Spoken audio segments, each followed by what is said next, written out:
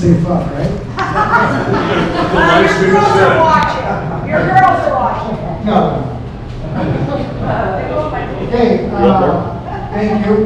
Thanks for having this event happen. It's been really challenging few years sitting in the garage, being without people and missing the social endemic of mountain biking. That's what brought us together as a community. That's before I get started, how did mountain biking happen? Well, Up next, there you go. sorry, I don't have a lot of microphones. He rides a bike really good. Yeah, I mean, it was about leaving one sport to the next, and a community and a family. It was adultism. There we go. Okay. So that's a collage of the career. There was a lot of ups and downs, and a lot of wins and losses, and amazing times we have. So Lee Donovan's like one of my best friends, and she said, you need to have a word that describes you. It's resilient. I have gone through a lot. And for people that don't know my story, there's been a lot of things that have happened. But at the end of the day, I'm still standing. It's, to quote Rocky, it's not, you can take the punch, so you can take the punch and keep coming forward. And even today, I'm still trying to be resilient. So, mountain biking started before that was my BMX career. I started riding as a kid, neighborhood type stuff. Neighborhood, the thing that back in the day was this thing called the bicycle rodeo. I won that in 1978, and the neighborhood bully challenged me to a wheelie contest. And I was like, okay, are you on? And that went well. And then he's like, well, you need to go to the BMX track. Well, I did. And in 1983, I started racing. And by the end of 1983, I felt like, okay, I think I found something I'm good at. In 1994, I won my first national, which was pretty rare for someone to be a year into the sport and winning a national. In 1985, I signed a factory contract, and being a paid amateur at 15 years old was really cool. Kids at school had paper routes, and I had a passport. So that was a really fun time. And kids nowadays have no idea how cool we have. We have parents that have trackers and devices. My mom sent me to an airport, dropped me out in LAX, and said, good luck. And, we'll see you in a month. That shit will never happen. And it was the best of times. Like being sent to France, and like you get to another country and you cannot read one sign. You're 15 and you have $300. That's it.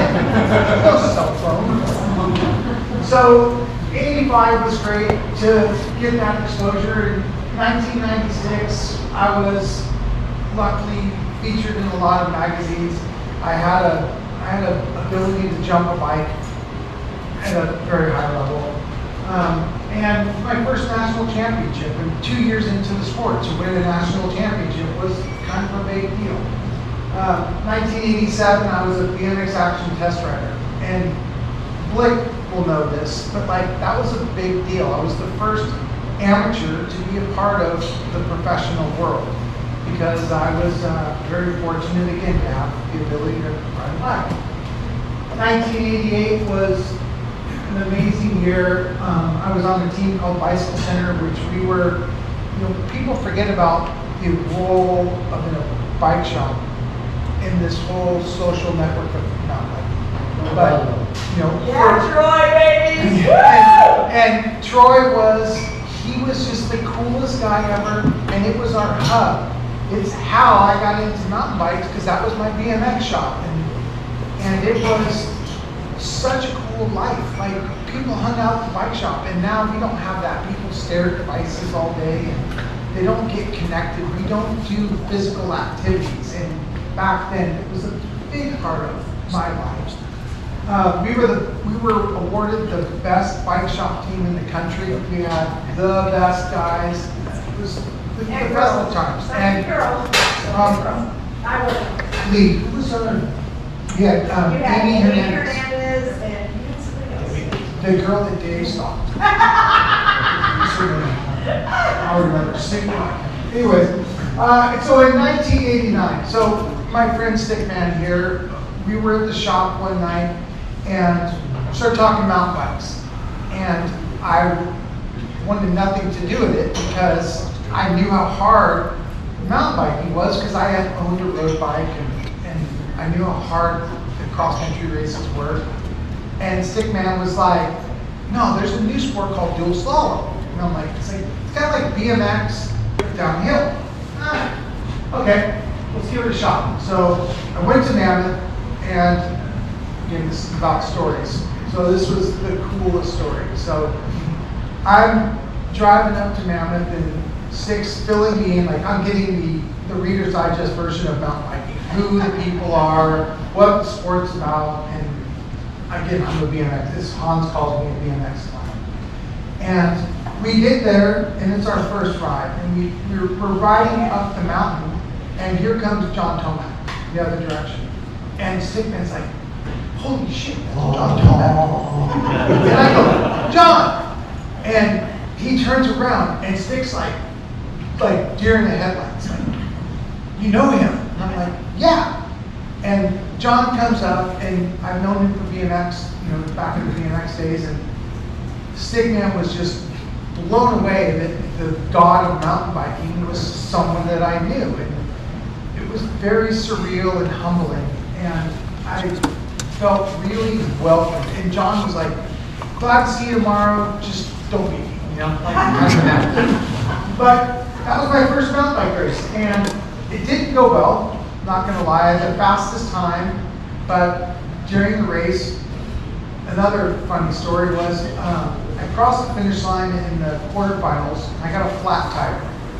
Stickman, Troy, and a few other guys rushed out to fix my bike, and I'm yelling for a hacksaw.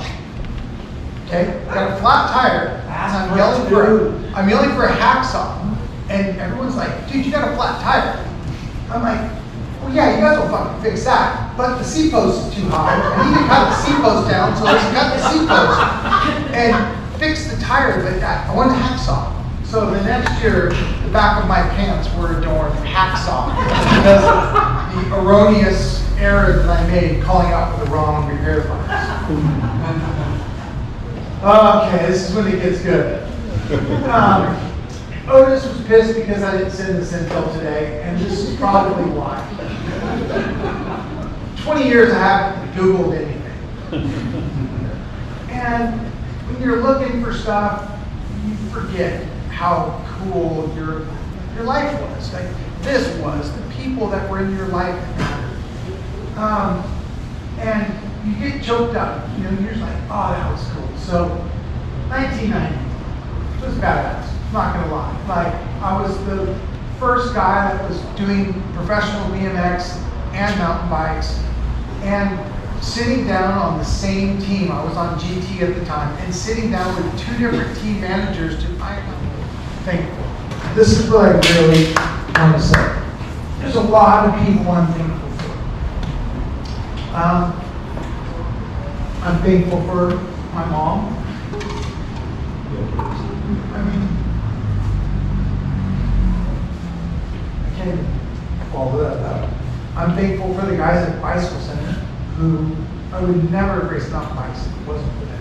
Stickman talking me into doing this race has changed my life. It's brought me some of the best friends I have. My ride or die friends. I'm thankful to all my sponsors that I've raced for over the years that are still in contact with me. I'll tell you this, when you're on top, everyone's your friend. But when you get hurt, and you're not that guy, I remember in '94 when my heart blew up, calling the phone company asking if my phone was disconnected because it hadn't rang in 2 days. And the thing used to blow up all the time, people asking for shit. And you're just like, hello, does it still work? Oh, it does? Everybody has my numbers, and my number didn't change? Okay, got it. So thankful. I'm thankful for my friends that are in this room tonight that came up to support me, and my friends at home that couldn't be here. I'm the most thankful person you will ever meet because I know what it's like to not have it. And I'm thankful to have that opportunity. So my teammates, I've had some of the best, funnest teammates ever. When I got on Diamondback, I mean, David and Susan were the best. I blew their mind with my horrible diet.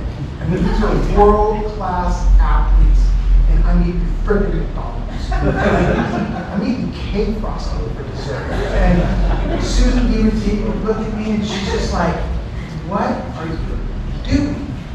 And she was the first person that really got me to realize I didn't get my shit figured out. Like, I'm not gonna be a world-class athlete eating McDonald's and cake frosting. You just lost your sponsorship.